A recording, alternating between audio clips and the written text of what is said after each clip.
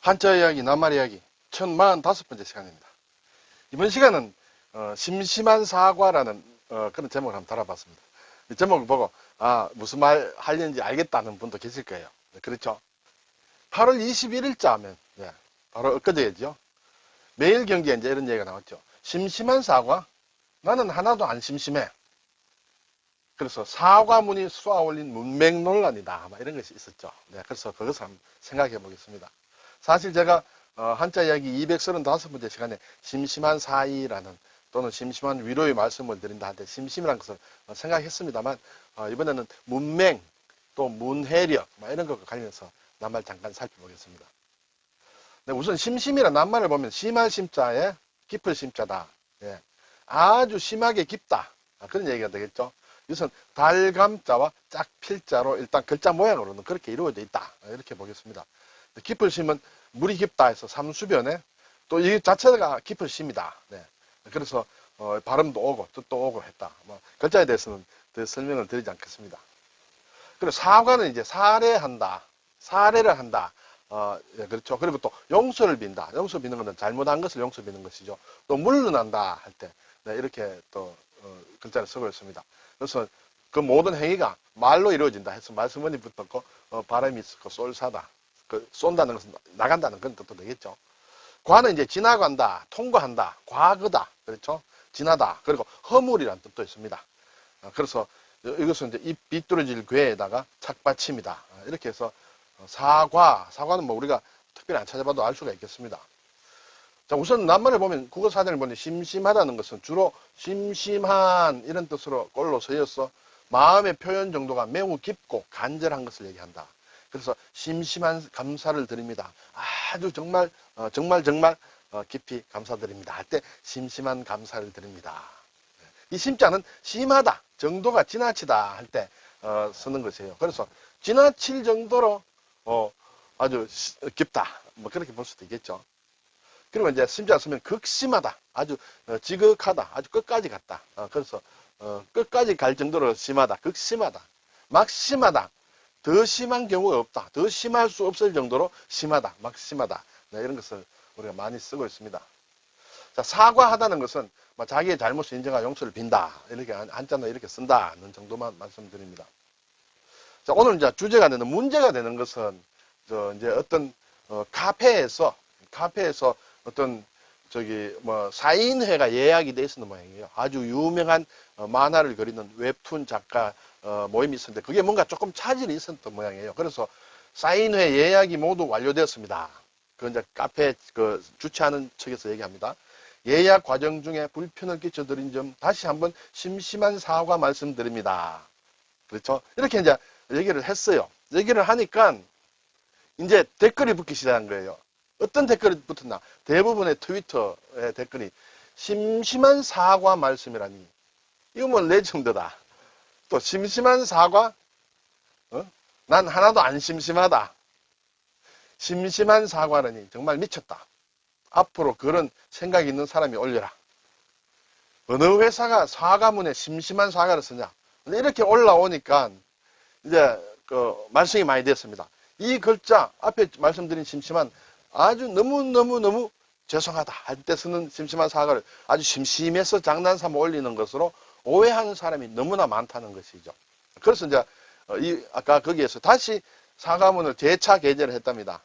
예약 과정에서 겪었을 혼선과 불편에 대해 진심으로 사과 말씀드립니다. 네, 진심으로 사과한다 하면 물론 알아듣기 쉽죠. 그런데 아직까지 심심한 사과라는 말을 쓰는 사람이 있죠. 저도 물론 그렇게 가끔 쓰고도 합니다만 이제 이렇게 되니까 문제가 돼서 왜 이 정도도 모르느냐 이런 얘기가 되겠죠. 근데 이런 사람을 또 옹호하는 사람들은 야, 너무 어려운 말 왜 써서 좀 잘난치 않느냐, 아는치 않느냐, 문자 쓰느냐 이렇게 얘기를 하고 이런 건 몰라도 된다. 지금 조금 논란이 되어 있다. 그런 얘기가 되겠죠. 여러분은 어떻게 생각하십니까? 글쎄요, 어떤 분은 심심하다는 것은 이제 곧 얼마 없으면 없어질 낱말이다. 저도 어느 정도 동의를 합니다. 네, 왜냐하면 오해를 불러일으킬 수 있기 때문에 차라리 진심으로 이렇게 해도 괜찮으리라 생각합니다만 문제는 낱말이 심심 하나에서 끝나지 않습니다. 수많은 이러한 것들이 우리 알게 모르게 우리 도토에 깔려있다. 그것이 문제다. 이렇게 되겠죠. 자, 그리고 이제 이 매일 경제에서 같이 이렇게 다루면서 이제 또 어떤 사례를 들었습니다. 어느 고등학교 교사가 학생에게 얘기를 했습니다. 너는 참 이지적이야. 이렇게 얘기를 하니까 이지적이라는 얘기가 어떻습니까? 이지적. 근데 받아들이는 학생은 자신을 쉬운 아이로 여겼다. 이지하다. 이지하다. 또는 뭐 이기적으로는 들리지 않았겠지만 영어로 이지하다. 이지적이다. 이렇게 들었다 이거죠. 너무 쉬운 아이다. 근데 이지적이라 학생에게 이지적이라면 상당히 높이 평가하는 그런 것이 되겠죠. 논리적이고 또 어떤 지혜가 있고 매사에 그렇다 이렇게 얘기를 했는데 쉬운 아이로 받아들였다. 또는 너 고지식해야 하니까 고는 영어로 하이다. 지식은 난리지다. 그래서 이거 나를 아주 높이 평가해 주는구나. 우리 선생님이 나를 고지식하다 했는데 아주 지적 수준이 높은 것으로 받아들인다. 이런 것이 이제 지금 상당히 현실적으로 많이 있다. 이런 얘기가 되겠죠. 그래서 이제 그 매경이 얘기하는 것이 신문명의 대두다. 뭐 하루 이틀 된 얘기는 아닙니다만 새로운 문명이다. 자, 그래서 나온 걸 잠깐 말씀을 드리면 OECD의 한국의 기본 문맹률은 1%에 가깝다. 거의 없다는 얘기가 되겠죠. 한글을 이제 의무 교육을 시키고 학교를 나가니 한글을 모르는 사람은 대한민국 한 명 없죠. 네. 그래서 이것은 기본 문맹률은 거의 제로다 사실은. 그런데 문장을 읽고도 무슨 의미인지 파악하지 못하는 실질 문맹률은 75% 수준이다. 이렇게 나와 있습니다. 어떻게 생각하십니까? 잘 읽는데 왜? 못 읽는 게 없는데 왜 뜻을 몰라? 그렇게 문제가 되겠죠. 그래서 이제 또 다른 거 보니 OECD가 전 세계 만 15세 학생을 대상으로 3년마다 실시하는 국제 학업 성취도 평가가 있는 모양입니다. 여기에서 작년이면 2021년이 되겠습니다. 한국 학생들의 읽기 점수는 평균 514점으로 OECD 평균보다 높다. 그래서 OECD 37개국 회원국 중에 5위다. 읽기 전 잘 읽는다는 얘기예요. 우리 애들이. 한글을 얼마나 쉽습니까? 잘 읽죠. 네.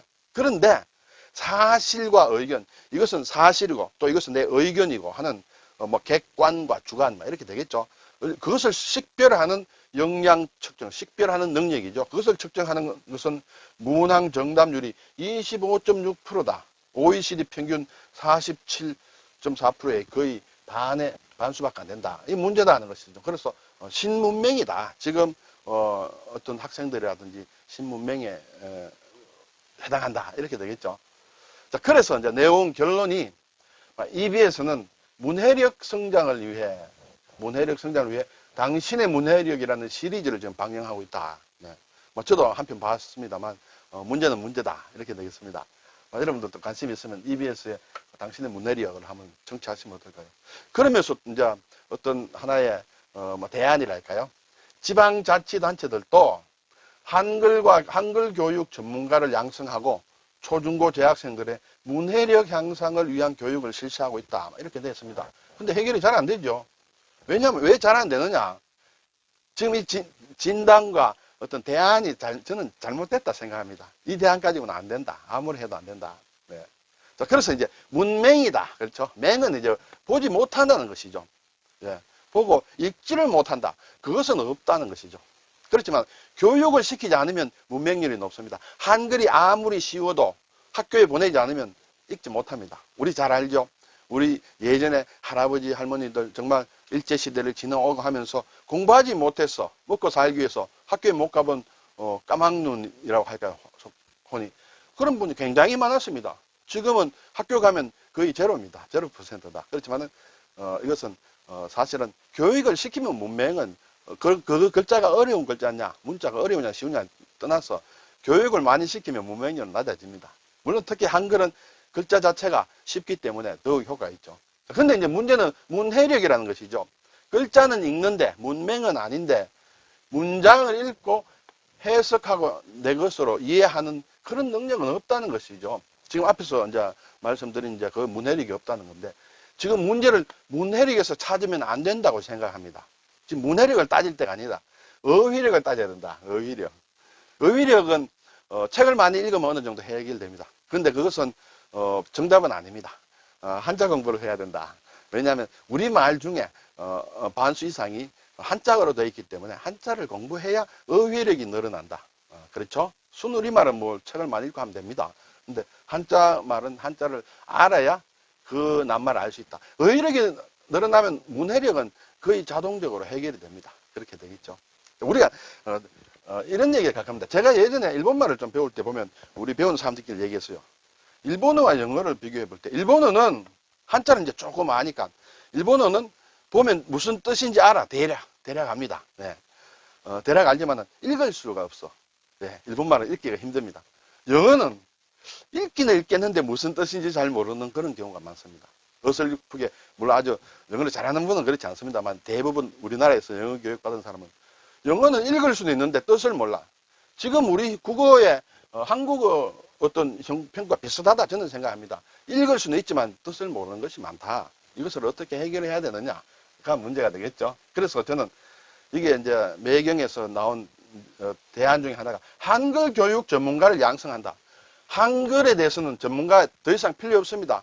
한글을 읽고 쓰는 철자법이라든지 그런 것은 뭐 며칠이면 다 끝납니다. 한글은 그만큼 우수하기 때문에. 그렇지만 한국어 교육 전문가가 양성이 돼야 된다. 저는 그렇게 생각합니다.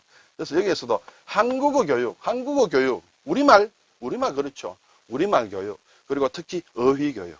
어휘가 되면, 제대로 되면 문해력이 제대로 된다. 그래서 한국어 교육 전문가를 양성해야 된다. 저는 그런 생각이 듭니다.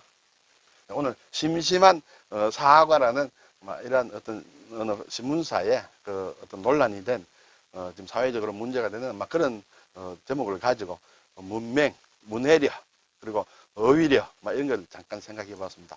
여러분도 한번 한자를 지금 공부를 하고 계시니까 나는 여기에 대해서 이러한 생각을 가지고 있다. 스스로 한번 되돌아보시면 어떨까요? 감사합니다.